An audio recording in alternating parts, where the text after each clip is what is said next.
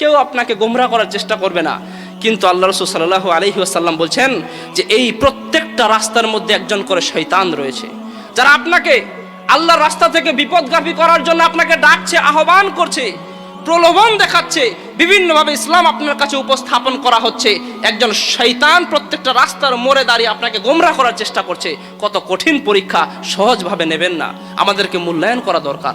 এত মতবাদ, এত মানহাজি ইখতিলাফ, এত গুমরাহি আকীদা, আজকে উম্মত পরেশান হয়ে গেছে।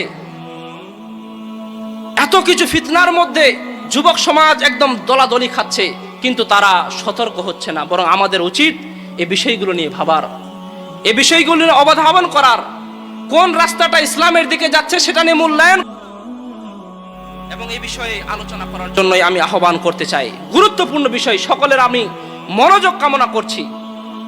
আমাদের সামনে উপস্থিত আছেন ফজিলত শেখ আব্দুল হাসিব উমরি মাদানী। তিনি আলোচনা করবেন একটি গুরুত্বপূর্ণ বিষয়ে, সেটা হচ্ছে যে বাতিল মানহাজ এবং বিভিন্ন গুমরাহি আকীদার শিকার মুসলিম উম্মাহ আজকে আমরা হয়েছি, এবং এই বিষয়ে তিনি আলোকপাত করবেন, তিনি উর্দুতে বয়ান করবেন। তো আমাদের সামনে এখন ডাইসে আসছেন ফজিলত শেখ আব্দুল হাসিব উমরি মাদানী। তিনার বিষয় হচ্ছে বাতিল মানাহিজ আর গুমরাহ আফকার কা শিকার মুসলিম উম্মাহ। আমাদের সামনে এখন ডাইসে ফজিলত শেখ